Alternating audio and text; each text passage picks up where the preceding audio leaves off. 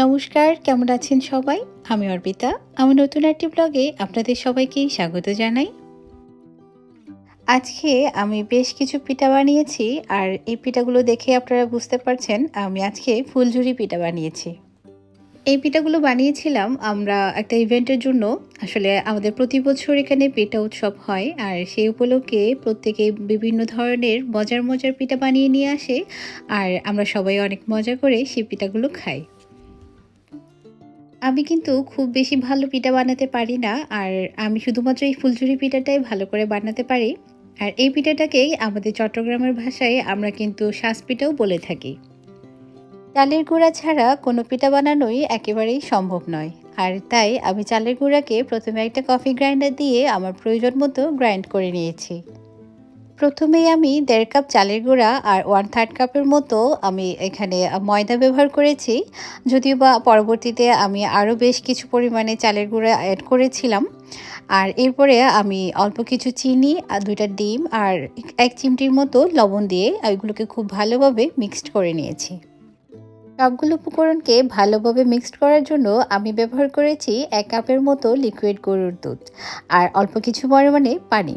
কেউ চাইলে কিন্তু এটা সম্পূর্ণ পানি দিয়ে অথবা সম্পূর্ণ গরুর দুধ দিয়েও করতে পারে এই মিশ্রণটা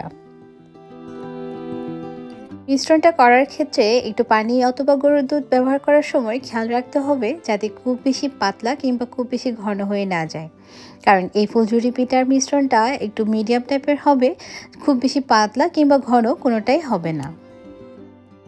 আমি যেহেতু শুকনা চালের গুঁড়া ব্যবহার করেছি, আর সে কারণে এখানে প্রথমে যখন আমি এই ব্যাটারটা রেডি করেছিলাম আর কিছুক্ষণ রেস্টে রেখেছি, এরপরে এটা বেশ কিছু পানি শুষে নিয়েছিল, আর সে কারণে একটু ঘন হয়ে গিয়েছিল। আর পরবর্তীতে আমি অল্প কিছু পরিমাণে পানি অ্যাড করেছি আর অল্প কিছু ময়দা দিয়েছি, যাতে মিশ্রণটা খুব সুন্দর একটা টেক্সচারে চলে আসে।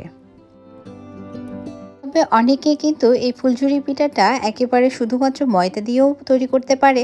তবে সেক্ষেত্রে এটা একেবারেই মুচমুচে হবে না। পিঠা বানানোর সাথে সাথে খেয়ে ফেলতে হবে, তা না হলে পরবর্তীতে একেবারে রাবারের মতো হয়ে যায়। আমি কিন্তু এই ফুলঝুরি পিঠাটা সবসময় চালের গুঁড়া দিয়ে করতেই পছন্দ করি। আমি চালের গুঁড়ার সাথে অল্প কিছু ময়দা মিক্সড করে করি, আর সে কারণে এই পিঠাটা 4-5 দিন পর্যন্ত একেবারেই মুচমুচে থাকে, আর খেতেও কিন্তু অনেক বেশি টেস্টি হয়। এই পিঠাটা যেহেতু ছাঁচের উপরেই নির্ভরশীল, তাই ছাঁচটা যদি খুব বেশি তেলতেলে হয় তাহলে কিন্তু পিঠাগুলো একেবারেই ছাঁচের সাথে লেগে থাকে না। কিন্তু আমার যেহেতু সবসময় পিঠা বানানো হয় না, আর সে কারণে আমি যখনই পিঠা বানাতে যাই একটু সমস্যায়ও পড়তে হয়। তবে মাঝে মাঝে কয়েকটা পিঠা একটু স্যাঁচের সাথে লেগে থাকলেও বেশ কিছু পিঠা কিন্তু আমার খুব সুন্দরভাবে হয়েছিল, আর কোনো ঝামেলা ছাড়াই আমি সবগুলো পিঠা খুব সুন্দরভাবে বানিয়ে নিতে পেরেছিলাম। আসলে যেহেতু আজকে আমাদের পিঠা উৎসব আছে, সে কারণে আমার বেশ কিছু পরিমাণে এখানে পিঠা লাগবে, আর মোটামুটি সবগুলো পিঠাই আমার খুব সুন্দরভাবে হয়ে গিয়েছিল।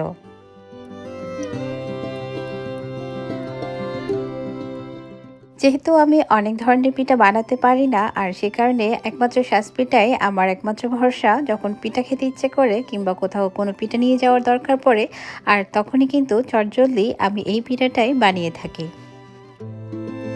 আমার কিন্তু সবগুলো পিঠা বানানো একেবারেই শেষ, আর দেখতেই পাচ্ছেন দেখতে কতটা সুন্দর লাগছে।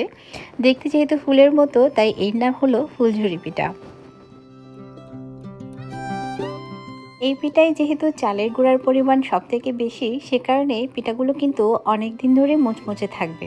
কোনো ধরনের ঝামেলা ছাড়াই একেবারে সামান্য একটা এয়ারটাইট কন্টেনারে রেখে অনেক দিন 4-5 দিনের মতো অনায়াসে খাওয়া যাবে একদিন বানিয়ে।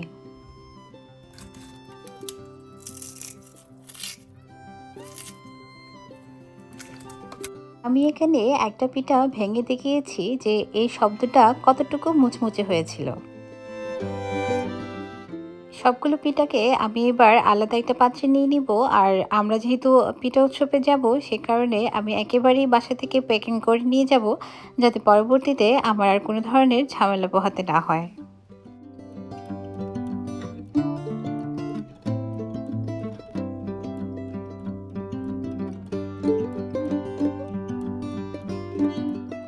এবার আমরা চলে এসেছি আমাদের অনুষ্ঠানের মূল পর্যায়ে। আর সেদিন কিন্তু আমাদের পৌঁছাতে একটু দেরি হয়ে গিয়েছিল। আসলে বাইরে অনেক বেশি স্নো থাকার কারণে আমরা খুব তাড়াতাড়িও যেতে পারিনি। আর শেষের দিকে যাওয়ার কারণে সবগুলো পিঠার ছবি আমি সুন্দরভাবে তুলতে পারিনি, কোনো ভিডিও আসলে করা হয়নি। সেদিন পিঠা উৎসবের সাথে কিন্তু বিজয় দিবসের ১৬ ডিসেম্বরের যে উৎসব হয় সেটাও ছিল। আর সেই উপলক্ষে কিন্তু বাচ্চাদের এখানে চিত্রাঙ্কন প্রতিযোগিতাও হয়। যদিও বা কোনোটাই আমরা অ্যাটেন্ড করতে পারিনি আমাদের পৌঁছাতে দেরি হয়ে যাওয়ার কারণে। যদিও বা এই প্রথমবার আমার কোনো অনুষ্ঠানে গিয়ে একটু খালি, খালি লাগছিল। আসলে আমাদের ব্যাচের অনেকেই সেখানে যায়নি।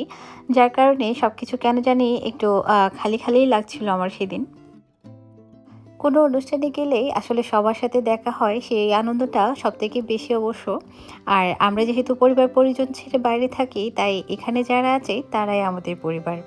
আর আপনারা আমার আজকের এই ভিডিওটি কেমন লেগেছে অবশ্যই জানাবেন। যদি ভালো লাগে লাইক, কমেন্ট, শেয়ার করে আমার চ্যানেলটির পাশে থাকবেন।